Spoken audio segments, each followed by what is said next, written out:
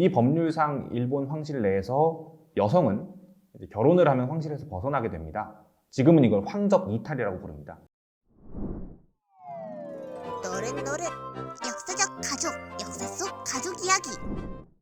안녕하세요. 노릇노릇 오늘의 역사 속 이야기는 다시 한번 일본의 덴노 가문에 대한 이야기이고, 저는 역사 공부하는 비더슈턴트입니다. 일본국이라는 국가가 만들어지면서 천황제는 사실상 재창조됐죠. 그러면서 일본의 황족이라고 말할 수 있는 범위, 덴노 일족이라고 말할 수 있는 범위는 상당히 줄어들었습니다. 기본적으로 일본국이 건국될 때 덴노였던 쇼와 덴노의 아버지 다이쇼 덴노 때부터만 황족의 지위를 얻을 수 있습니다. 그리고 일본은 황실 전범이라는 법률을 제정해서 황실에 관련된 규칙을 만들었죠. 이 법률상 일본 황실 내에서 여성은 결혼을 하면 황실에서 벗어나게 됩니다.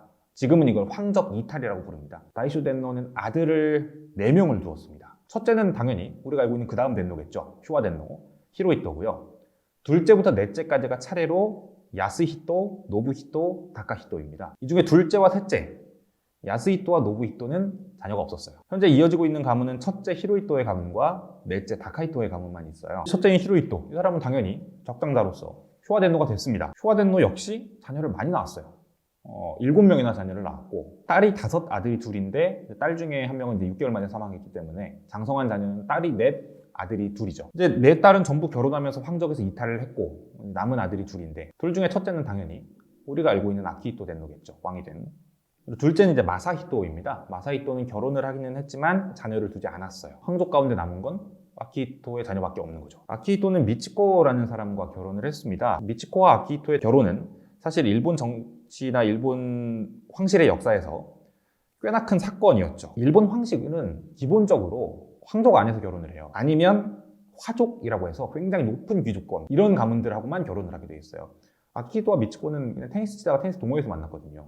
그러니까 소위 말하는 평민인 거예요, 미치코는. 물론 평민이라고는 하지만 굉장한 집안 사람입니다. 아버지가 이제 니산 제분이라는 재벌가고, 외가는 또 이제 아까 말한 화족 가문하고 연결이 돼 있고, 그래서 상당한 이제 세력까지만 어쨌든 신분상 평민인 사람하고 결혼을 한다는 거예요. 신분이 평민이었다는 걸 넘어서 미치코는 경직된 황실에 상당한 이제 바람을 불러일으킨 사람이기도 했죠. 황태자비 시절부터 또 황후 때까지 본인의 자녀들을 직접 양육했고, 요리도 직접 하고, 이런 식으로 경직된 황실의 분위기를 바꾸어 놓는 사람이었습니다. 미치코네 가문은 되게 독실한 가톨릭 집안이에요. 일본 황족 안에서는 상당한 이제 새로운 바람을 불러일으켰던 사람이죠. 그런 만큼 이제 상당히 고생하는 에피소드들도 많이 있습니다. 결혼 허락을 받아내는 것 자체가 상당히 어렵게 받아냈었고, 미치코는 황실에 들어오고 이런 여러 가지 좀 갈등과 언론들의 주목 이런 것 때문에 쓰러져서 실어증까지 앓았을 정도로 한 1년 정도 굉장한 스트레스를 많이 받았었죠. 미치코와 아키히토 사이에는 자녀를 3명 낳았습니다. 첫째가 나루히토, 둘째가 후미히토, 셋째가 사야코, 딸입니다. 사야코는 결혼을 했습니다. 2005년에 그냥 도쿄 도청에서 일하던 공무원하고 결혼을 해서 지금은 황적에서 이탈을 했고요. 남아있는 아들이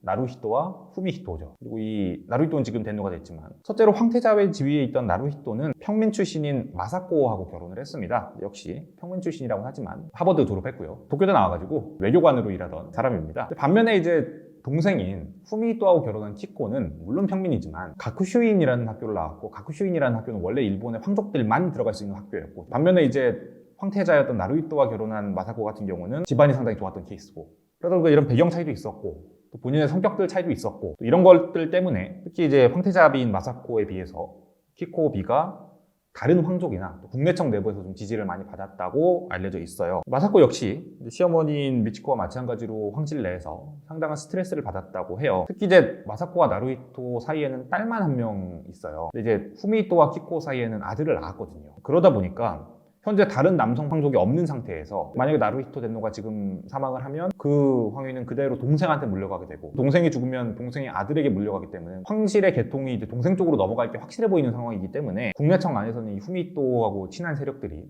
상당히 많이 있었던 거죠. 물론 지금은 이제 아키히토 덴노가 생전 퇴위를 결정하면서 상황의 자리에 올랐고, 나루히토가 덴노의 자리에 올랐습니다. 그러면서 이제 마사코도 황후가 됐죠. 하지만 여전히 예상대로라면 나루히토 뒤에는 동생인 후미히토가, 그리고 그 뒤에는 후미히토의 아들인 히사히토가 왕위를 잇게 될 겁니다. 일본 내의 분위기는 거기에 꼭 동조적이지만은 않습니다. 동생인 후미히토 같은 경우는 본인이 직접 정치적인 발언을 한 케이스는 찾아보기 어려운데, 무엇보다 이제 본인이 인격적으로 아내나 자녀들에게 좀 폭력적이었고 행동이 거친 것들이 좀 여러 차례 문제가 됐었습니다. 후미히토 같은 경우는 자녀들도 문제가 있었어요. 첫째 딸인 이제 마코 같은 경우는 이제 코무로 케이라는 분과 결혼을 했는데 그분 본인도 그렇고 본인의 집안도 그렇고 야쿠자하고 연관이 있다라는 설이 끊임없이 나오고 있고 어머니의 이제 채무 문제가 굉장히 심각해서 학교 폭력 의혹도 있었고 여론이 크게 악화됐죠.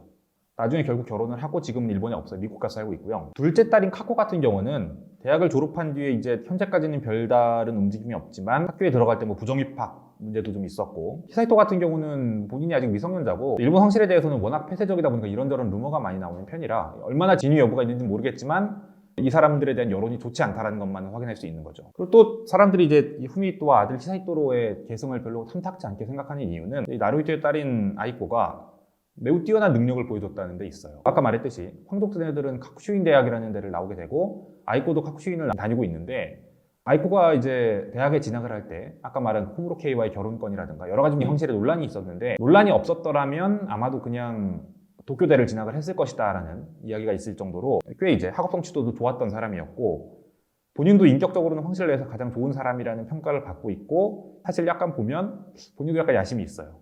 어쨌든 지금 일본의 황실 전범에는 오직 남성만이 왕위를 이을 수 있습니다.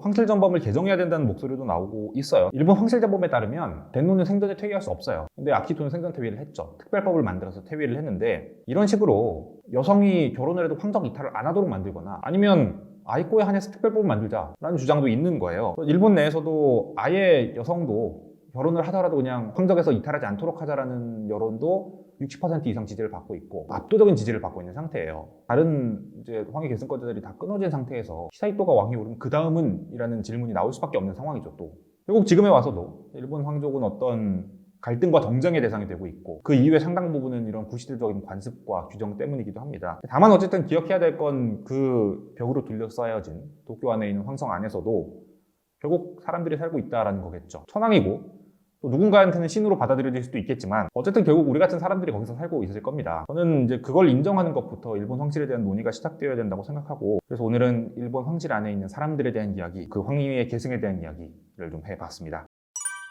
노릇노릇. 오늘 이야기 재밌게 들으셨나요? 앞으로도 저희의 이야기와 함께하고 싶으시다면 노릇노릇 구독과 좋아요 부탁드립니다.